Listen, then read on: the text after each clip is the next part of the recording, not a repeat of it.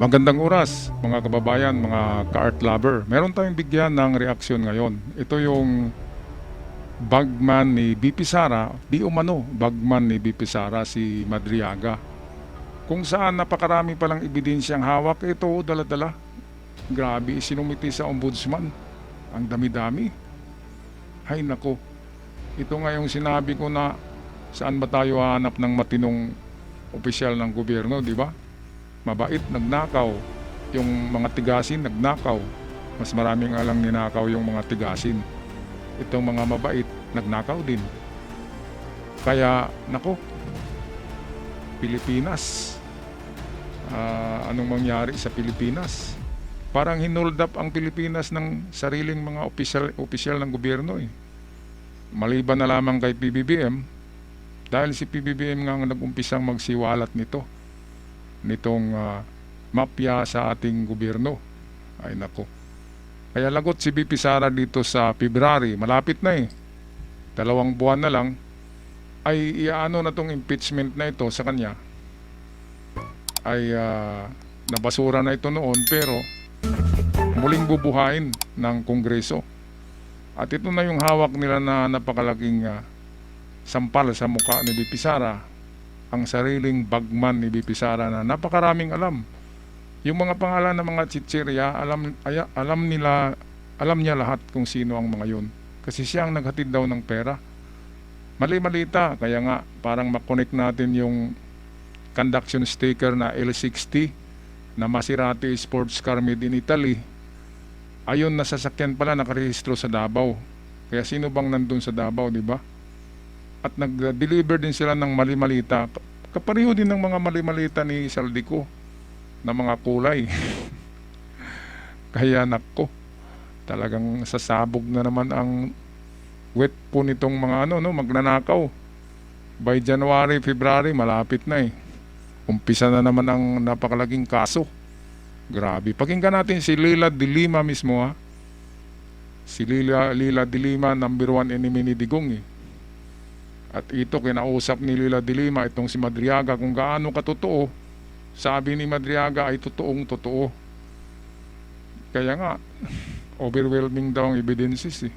Ito, pakinggan natin si Leila de Lima with interview sa kanya ng taga DZMM Tili Radio. Office of the Ombudsman, and then isa pa sa isang subdivision, and then yung mga may tawag din seryoso, napakabigat ng kanyang mga kwento doon. So I got curious, I got interested. So pinuntahan ko po siya doon sa BJMP Annex 2, doon sa receiving area na nandun din ang kanyang lawyer, in the presence of his lawyer. Tinanong ko siya about yung affidavit niya, yung mga sinasabi niya doon. Ano ko sa kanya, nagtanong ako ng mga detalye ng mga sinasabi niya doon. And when you have the perfect response in your head, but your fingers just can't keep up. We've all been there. Typing, deleting, retyping. Now I use Whisperflow. I just think out loud and it creates perfect formatted text. Ang dami actually niyang mga sinasabi. Opo. Gaano ka credible kong sa pagtaya mo, credible ba yung accusation niya against the Vice President? Ayan. Actually, ang dami kasi ng mga sinasabi niya, no? Kaya gusto ko maging maingat ako. Alright, so ang ano talaga dyan, kung credible ba, baka matulad yan kay Gutisa, di ba? Yung Gutisa pala, Gutisa. Baka matulad yan. Kaya kailangan credible, di ba? Kasi anti-Digong to na na witness eh. Kaya kung solidong-solido, authentic yung mga ebidensya, di ba? Ay ito na yung katapusan ni BP Sara. Ay nako, iiyak na naman ng mga dito, mga fans at supporters ni BP Sara. Ganito talaga ang wala tayong magawa. Ang politika sa bansa natin ngayon at noon pa man ay napakarumi. 1986, di ba? Assassination ni Benigno, mas marumi yun. Ang sumunod na mga regime ay ang galing magnakaw, di ba? Kahit si Cory Aquino ay mayroon ding malaking utang. Ay naku, saan ba tayo makakita ng matino Di ba? Ganito kasi ang kalakalan ngayon eh. Kapag makaupo ka, magnakaw ka para yayaman ka. Yun ang kanilang prinsipyo eh. Yung paglingkod sa bayan ay ano lang yun, parang pang show lang, di ba? Pero ang nasa isip ay kung paano siya maging bilyonaryo. Pagkatapos ng termino niya ay dapat nabili niya na lahat ng gusto niya at nakapag-ipon siya ng malaki. Dahil sa pera ng mamamayan, ha? Hindi dahil sa negosyo niya. Napakawalang iya na prinsipyo, no? Mga kababayan. Pero ganun pa man, meron ding matitino. Out of 100, palagay ko, sabihin natin out of 24 seats, 3 o 2. Pero majority talaga dyan ay involved sa mga ganyan dahil nga uso yan eh. Okay, patuloy tayo sa interview ni Alvin kay Congresswoman De Lima. Alvin, Doris, ano? Kasi hindi pwede na pang mga ganon kabigat, ganon kaseryoso, lalo na yung mga pagdi-deliver, di umano ng mga malalaking mga pera, cash, mga sa duffel bag, saka sa mga ng mga sasakyan, ganon, at linalagay lang niya na meron pa sa mall, and then meron pa Grabe. even sa premises ng Office of the Ombudsman, and then isa pa sa isang Aba, ombudsman. Sino bang ombudsman noon? Yun yata yung Martires eh. Kaya loyal kay Digong. Kaya pala hinatiran din ng mali-malita eh. Yung ombudsman. Baka sa Supreme Court din. Baka may pinadala, di ba? Ngayon, ay nako. Ngayon malaman na natin ang estilo din ng nakaraang administrasyon dahil dito kay Madriaga.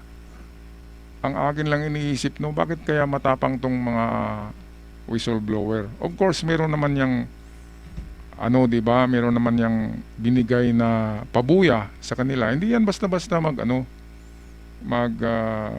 bigay ng kanilang buhay para lamang sa mga testimonya na delikado sa buhay nila at sa pamilya nila. Kaya sa palagay ko, malaki din ang pabuya. Ang maganda diyan kung totoo talaga ang kanyang isisiwalat, di ba? Hindi yung tapon lang ng kung ano-ano. Katulad ng ginawa ni Gutisa, di ba?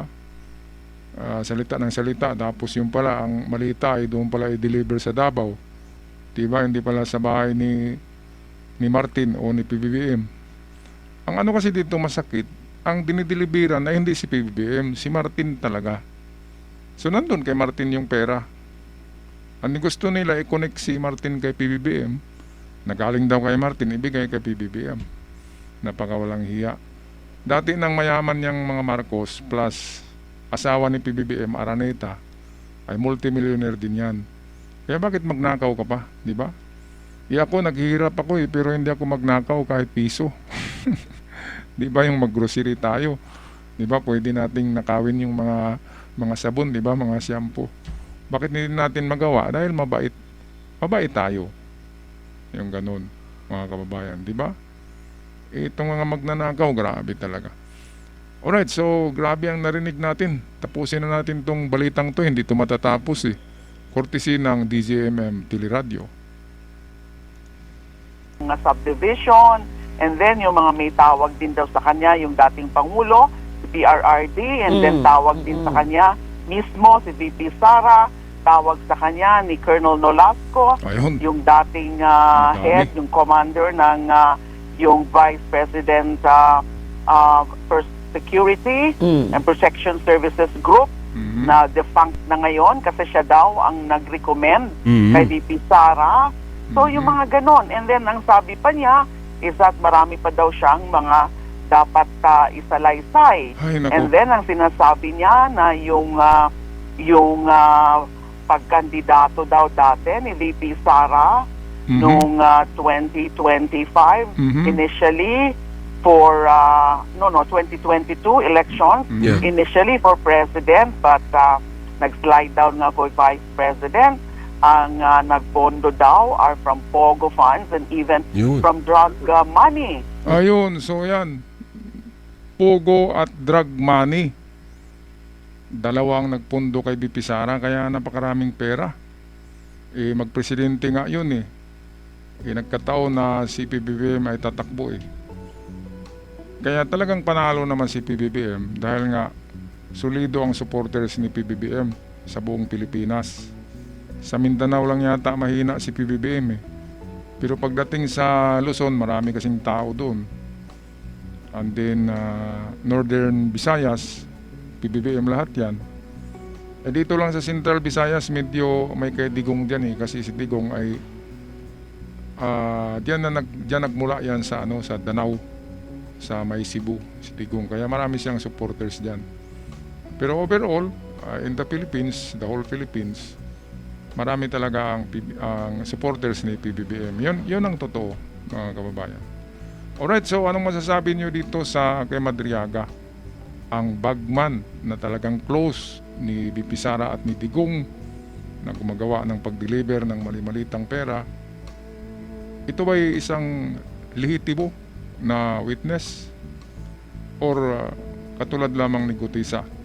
Pag-comment sa ating comment section at sa mga bago pa lamang sa channel, huwag kalimutan mag-subscribe. Click nyo lang tong red button na ito, ay malaking suporta yan para lalago ang ating munting channel. Hanggang sa muli, paalam at ingat ang lahat. Laban, peace.